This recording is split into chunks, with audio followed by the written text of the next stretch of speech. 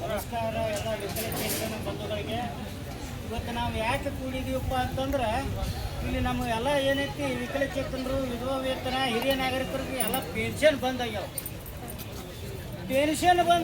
ಆದ್ರೆ ರಾಜಕಾರಣಿಗಳು ಪಗಾರ ಬಂದಾಕವನು ಇಲ್ಲ. ಯಾಕೆ ಬಂದಾಗುದಿಲ್ಲ? ಯಾಕಂದ್ರೆ ಸರ್ಕಾರ ಕೈಗೊಂಡು ಅವ್ರಂತೆ ಕದ. ಯಾಕಂದ್ರೆ ನಾವು ಈಗ ನಮ್ಮನ್ನು ಹೊತ್ಕೊಂಡು ಹೋಗಿ ಹೋಟ್ ಹಾಕ್ಸೋದು ಯಾಕೆ? ಕುರುಡ್ರು, ಕುಂಟ್ರು, ಮೂಕರು ಎಲ್ಲರೂ ಕೈ ಹಿಡಿದು ಒಯ್ದೋದು ಹಾಕಿಸ್ತಾರೆ. ಆದ್ರೆ ಈ ಸದ ಮನವಿ ತೊಳಕ್ಕೆ ಯಾರು ಇಲ್ಲ ಒಬ್ಬರು ಅಧಿಕಾರಿಗಳು. ನಮ್ಮ ಪರಿಸ್ಥಿತಿ ಬೀದಿಯೊಳಗೆ ಕೂತೀವಪ್ಪ ಅಂದ್ರೆ ಯಾರು ಕಾರಣಪ್ಪ ಅಂತಂದ್ರೆ ಇವತ್ತಿನ ರಾಜಕಾರಣಿಗಳು. ಯಾಕಂದ್ರೆ ಹೊತ್ಕೊಂಡು ಹೋಗಿ ಹೋಟ್ ಹಾಕಿಸ್ತಾರೆ. ಇವತ್ತು ಆದಾಯ ಮಿತಿ ಎಷ್ಟು ಮಾಡ್ಯಾರಪ್ಪ ಅಂತಂದ್ರೆ ಹೆಚ್ಚು ಜಿಲ್ಲಾಧಿಕಾರಿಗಳು ಇಲ್ಲ, ಹತ್ರ ಅವ್ರ ಸಿಬ್ಬಂದಿಗಳು ಇಲ್ಲ, ಯಾರೂ ಇಲ್ಲ. ಬರೀತು ಅಲ್ಲಿ ಹೋಗ್ಯಾರಿ ಇಲ್ಲಿ ಹೋಗ್ಯಾರಿ, ಅರ್ಧ ತಾಸು ಕುಂಡ್ರಿ, ಒಂದು ತಾಸು ಕುಂಡ್ರಿ ಹೇಳಕತ್ತಾರೆ. ಅಂದ್ರೆ ವಿಕಲಚೇತನ ಅಂದ್ರೆ ಕಾಲಾಗಿನ ಕಸ ನಿಮಗೆ ಅವ್ರಿಗೆ ಆದಂತ ಒಂದು ಕಾರ್ಯ. ಇದಕ್ಕೆ ನೀವೇ ಯಾರು ಹೊಣೆ ನೋಡ್ರಿ. ಇಲ್ಲೆಲ್ಲಕ್ಕೂ ನಾವು ನ್ಯಾಯ ಸಿಗೋರಿಗೆ ನಾವು ಯಾರು ಹೇಳುದಿಲ್ಲ. ನ್ಯಾಯ ಸಿಗೋರಿಗೆ ಇಲ್ಲೇ ಕೊಡ್ತೀವಿ ನಾವು.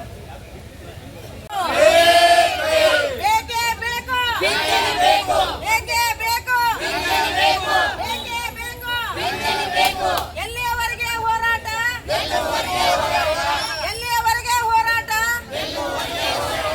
ಯಾತಕ್ಕಾಗಿ ಹೋರಾಟ?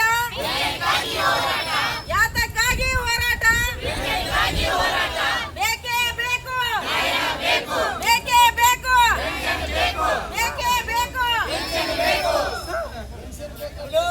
ಭಾರತ್ ಮಾತಾ ಕಿ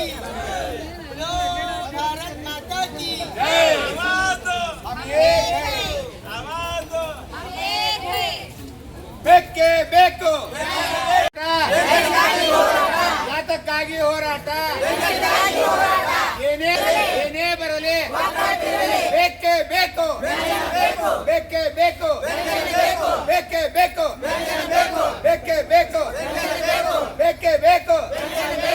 ಯಾತಕ್ಕಾಗಿ ಹೋರಾಟ? ಏತಕ್ಕಾಗಿ ಹೋರಾಟ?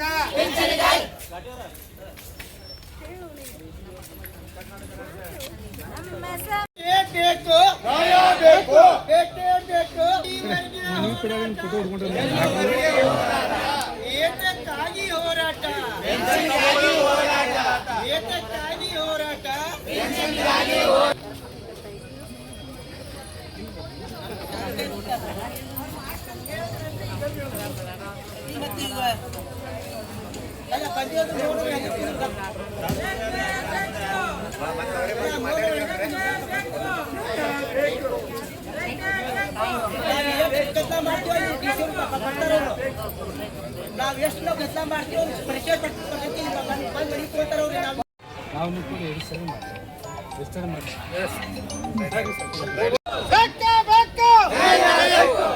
ಸ್ನೇಹಿತರೆ, ಈಗ ನಮ್ಮ ಆಸೆ ಇಲ್ಲೆಲ್ಲ ಕೂಡ ಒಂದು 10 ನಿಮಿಷ ಬರ್ತೀನಿ ಅಂತಾರೆ. ನಮ್ಮ ಆಸೆ ಏನಾಗ್ಯದಪ್ಪ, DC ಅವರು ಅಥವಾ ಅಪರ ಜಿಲ್ಲಾಧಿಕಾರಿಗಳು ಯಾರಾದರೂ ಒಬ್ರು ಬಂದು ತಗೊಂಡು ಹೋಗ್ತಾರೆ. ಅದನ್ನ SOC ಮಾಡಕ್ ಬರ್ತಾ ಇದ್ದಾರೆ. ಒಂದು 15-20 ನಿಮಿಷ ಎಲ್ಲರೂ ಸಮಾಧಾನ ಹೇಳಿ. ಭಾರತ್ ಮಾತಾ ಕಿ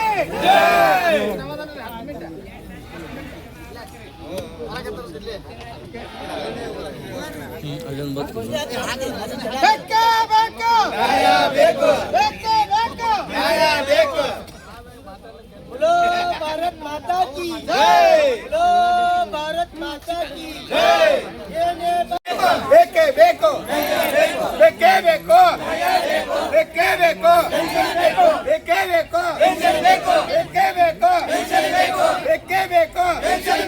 ಯಾತಕ್ಕಾಗಿ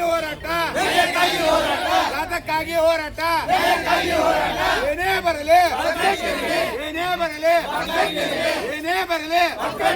ಬೇಕೇ ಬೇಕು.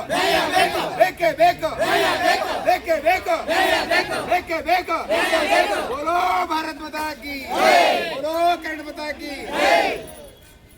ಸ್ನೇಹಿತರೆ, ಈ ಒಂದು ಕರ್ನಾಟಕ ರಾಜ್ಯಾಂಗ ಪಾಲಕರ ಒಕ್ಕೂಟದಿಂದ ಸುಮಾರು 20 ದಿವಸ ಅಂಗವಿಕಲರ ಪೆನ್ಷನ್ ಒಂದು ಸರ್ಕಾರ ವಿಳಂಬ ಮಾಡಿ 4-5 ತಿಂಗಳಾಯಿತು. ವಿಧವಾ ವೇತನ, ಅಂಗವಿಕಲರ ವೇತನ ಮತ್ತು ಸಂಧ್ಯಾ ವೇತನ ಇನ್ನಿತರ ಪೆನ್ಷನ್ಗಳು ಆದರೆ ಈ ಸರ್ಕಾರದ ಬಿಟ್ಟಿ ಭಾಗಿಗಳಿಗೆ ಅಂಗವಿಕಲರಿಂದ ಸುಮಾರು ಒಂದು 500 ಕೋಟಿ ರೂಪಾಯಿ ಅವ್ರಿಗೆ ಇವತ್ತು ದಿವಸ ಏನಾಗ್ಯದಪ್ಪ ಅಂದ್ರೆ ಈ ಒಂದು ಆದಾಯ ಬಂದಿದೆ ಏನು ಅಂಗವಿಕಲರಿಂದ ಮತ್ತು ವಿಧವಾ ವೇತನದಿಂದ ಮತ್ತು ಸಂಧ್ಯಾ ಸುರಕ್ಷದಿಂದ ಒಂದು 500 ಕೋಟಿ ಅದೇನು ಮಾಡ್ರೆ ಅವರು ಬಿಟ್ಟಿ ಬಾಗಿ ಹಾಕ್ಯಾರ ಕೊಡೋದೇ 1400 ರೂಪಾಯಿ. ಇವತ್ತು ದಿವಸ ಅಂಗವಿಕಲರ ಪರಿಸ್ಥಿತಿ ಏನಾಗಿದೆಪ್ಪ ಅಂದ್ರೆ ಅದೋ ಗತಿಗೆ ಹೋಗ್ತಿದೆ. ಯಾಕಂದರೆ ಯಾವನಿಗೆ ಕೇಳಿದ್ರೆ ಒಬ್ಬನಿಗಿಂತ ಒಬ್ಬ ಹಾಕೋ DC ಕೇಳಿದ್ರೆ ತಹಸೀಲ್ದಾರ್ ಹೇಳ್ತಾರೆ, ತಹಸೀಲ್ದಾರ್ ಕೇಳಿದ್ರೆ ಶಿರಸ್ತ ಹೇಳ್ತಾರೆ, ಶಿರಸ್ತ ಕೇಳಿದ್ರೆ ತಲಾಟೆ ಹೇಳ್ತಾರೆ. ಈ ರೀತಿಯಲ್ಲಿ ಈ ಅಧಿಕಾರಿಗಳು ಏನಾಗ್ಯಾರಪ್ಪ ಅಂದ್ರೆ ಒಬ್ಬರಿಂದ ಒಬ್ಬರು ಜಾರ್ಕೊಳ್ಕತ್ತಾರೆ. ಇದರಿಂದ ಅಂಗವಿಕಲರಿಗೆ ಭಾಳಷ್ಟು ಸಮಸ್ಯೆಗಳಾಗ್ಯದಂದ್ರೂ ಯಾಕಂದ್ರೆ ಕೆಲವೊಬ್ಬರಿಗೆ ಆ 1400 ರೂಪಾಯಿ ಪೆನ್ಷನ್ದಾಗಿ ಅವರು ಬದುಕಿರ್ತಾರೆ. ಬಟ್ ಇವತ್ತು ದಿವಸ ಅವರು ಅದನ್ನು ಕೂಡ ಇಲ್ಲಪ್ಪ ಅಂದ್ರೆ ಅವರು ಹಂಗೆ ಉಪವಾಸ ಸಾಯುವಂಥ ಪರಿಸ್ಥಿತಿ ಬಂದದ. ಅದಕ್ಕೋಸ್ಕರ ಈ ಒಂದು ಮಂಡ ಸರ್ಕಾರ ಈ ಮಂಡ ಅಧಿಕಾರಿಗಳಿಗೆ ಇವತ್ತು ದಿವಸ ನಾವು ಏನು ಮಾಡ್ತಾ ಇದ್ದೀವಿ, ಕರ್ನಾಟಕ ರಾಜ್ಯ ಅಂಗವಿಕಲರ ಪಾಲಕ ಒಕ್ಕೂಟದಿಂದ ಇದು ಬಿಜಾಪುರ ಅಲ್ಲ, ಇವತ್ತು ಇಡೀ ನಾವು ಕರ್ನಾಟಕ ತುಂಬ ಇವತ್ತು ದಿವಸ ನಾವು ಹೋರಾಟ ಮಾಡಿ ಒಂದು ಮನೆ ಕೊಟ್ಟು ಬರುವಂಥ ದಿನಮಾನದಲ್ಲಿ ಒಂದು ಏನಾದರೂ ಈ ಒಂದು ಮನವಿಯನ್ನು ಸ್ವೀಕಾರ ಮಾಡಿ ಅದನ್ನು ಅವರು ಒಪ್ಪೋದೇ ಹೋದರೆ ನಾವು ಉಪವಾಸ ಸತ್ಯಾಗ್ರಹ ಕೊಡಬೇಕು. ನಾವು ಕರ್ನಾಟಕ ರಾಜ್ಯ ಅಂಗವಿಕಲರ ಪಾಲಕ ಒಕ್ಕೂಟ ಒಂದು ಡಿಸಿಷನ್ ಮಾಡ್ತೀವಿ. ಅಶೋಕ್ ವಾಲಿಕರ್, ಬಿಜಾಪುರ ಜಿಲ್ಲಾ ಪ್ರಧಾನ ಕಾರ್ಯದರ್ಶಿ.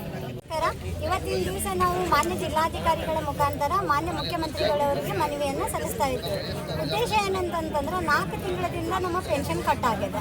ಪೆನ್ಷನ್ ಕಟ್ ಆಗಿದ್ದರಿಂದ ಅನೇಕ ವಿಕಲಚೇತನರು, ಹಿರಿಯ ನಾಗರಿಕರು ಮತ್ತು ವಿಧವೆಯರು ತುಂಬ ಒಂದು ಸಂಕಟದ ಪರಿಸ್ಥಿತಿಯನ್ನು ಅನುಭವಿಸ್ತಾ ಇದ್ದಾರೆ.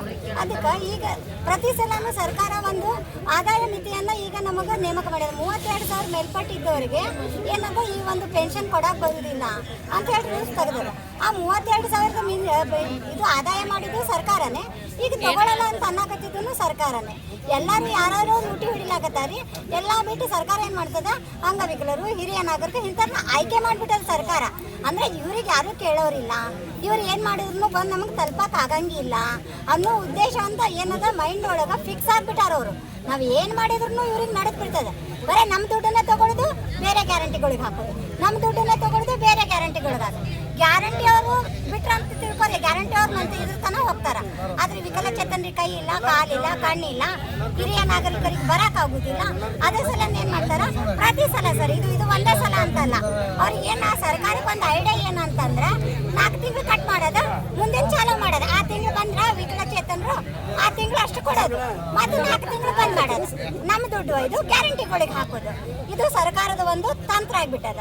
ಇಲ್ಲಿವರೆಗೂ ಈ ತಂತ್ರನೇ ಮಾಡ್ಕೊಂಡು ಬಂದಾರ. ಅದಕ್ಕೆ ಇವತ್ತು ನಾವೇನು ಮಾಡೀವಿ, ಎಲ್ಲ ಒಂದು ವಿಕಲಚೇತನರು ಕೂಡಿ ಒಂದು ತೀರ್ಮಾನಕ್ಕೆ ಬಂದೇವೆ. ಏನು ನಮ್ಮದು 4 ತಿಂಗಳ ಮಾಶಾಸನ ಕಟ್ ಆಗ್ಯದಲ್ರಿ ಸರ್, ಆ 4 ತಿಂಗಳ ಮಾಶಾಸನೂ ನಮ್ಮ ಖಾತೆಗೆ ಬರಬೇಕು. ಅಕಸ್ಮಾತ್ತಾಗಿ ಮಾಶಾಸನ ನಮ್ಗೆ 4 ತಿಂಗಳು ಬರಂಗಿಲ್ಲ, ಇದೇ ತಿಂಗಳಿಗೆ ನಾವು ಕೊಡ್ತೀವಿ ಅಂತಂದ್ರೆ ಮುಂದೆ ಉಗ್ರವಾದ ಹೋರಾಟವನ್ನು ನಾವು ಮಾಡ್ತೀವಿ. ಆಮೇಲೆ ಮಾನ್ಯ ಜಿಲ್ಲಾಧಿಕಾರಿಗಳು ಏನದಾರ ಈ ಒಂದು ಎಲ್ಲ ಮಿತಿಯನ್ನು, ಆದಾಯದ ಮಿತಿ ಅದಾರ ಸರ್, ಅದನ್ನು ಎಲ್ಲ ತಹಸೀಲ್ದಾರವ್ರಿಗೂ ಕೂಡ ತೆಗಿಬೇಕಂತ ಹೇಳಿ ಆದೇಶ ಮಾಡಲೇಬೇಕು. ಆ ಮಾಡಲಿಲ್ಲ ಅಂತಂದ್ರೆ ಏನದ, ನಾವು ಉಗ್ರವಾದ ಹೋರಾಟವನ್ನು ಮಾಡ್ತೀವಿ, ನಮ್ಮ ಹಕ್ಕನ್ನು ನಾವು ಪಡೆದುಕೊಳ್ತೀವಿ ಅಂತ ಹೇಳ್ತಾರೆ. ಈ ಮುಖಾಂತರ ನಾವು ಕೇಳ್ಕೊತಾ ಇದ್ದೀವಿ.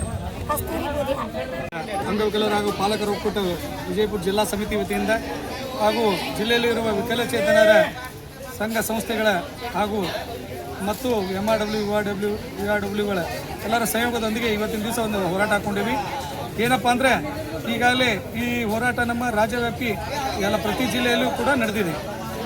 ಯಾವ ಕಾರಣಕ್ಕಾಗಿಯಪ್ಪ ಅಂದರೆ ಈಗಾಗಲೇ ನಮ್ಮ ಅಂಗವಿಕಲರು ವಿಧವೆಯರ ಮಾಸಾಸನ ಹಾಗೂ ವೃದ್ಧಾಪ್ಯ ವೇತನ ಇವೆಲ್ಲನೂ ತಡೆ ಹಿಡಿದಿದ್ದಾರೆ. ಏನಪ್ಪ ಅಂದ್ರೆ ವಾರ್ಷಿಕ ಆದಾಯ ಮಿತಿ 32,000 ಮೇಲ್ಪಟ್ಟ ಇದನ್ನದ ಅಂತ ಹೇಳ್ಬಿಟ್ಟು ಅದಕ್ಕೆ ಕೂಡಲೇ ಸರ್ಕಾರ ನಮ್ಮ ವಿಕಲಚೇತನರ ಮಾಸಾಸನನ್ನು ಕೂಡಲೇ ಬಿಡುಗಡೆ ಮಾಡ್ಬೇಕಂತೇಳಿ ಈ ಒಂದು ಹೋರಾಟ ಹಮ್ಮಿಕೊಂಡಿದ್ದೀವಿ. ಜಿಲ್ಲಾಧಿಕಾರಿಗಳ ಮುಖಾಂತರ ಸನ್ಮಾನ್ಯ ಮುಖ್ಯಮಂತ್ರಿಗಳಿಗೆ ಈ ಮನವಿಯನ್ನು ಸಲ್ಲಿಸ್ತಾ ಇದ್ದೀವಿ. ಜಿಲ್ಲಾಧ್ಯಕ್ಷರು ವಿನೋದ್ ಖೇಡಿ. ಕುಟುಂಬದ ಸದಸ್ಯರು ಅಥವಾ ಇತರ ಅವಲಂಬಿಸಬೇಕಾದ ಪರಿಸ್ಥಿತಿ ನಿರ್ಮಾಣವಾಗಿದೆ. ಕುಟುಂಬದ ವಾರ್ಷಿಕ ವರಮಾನ ಮಿತಿ 30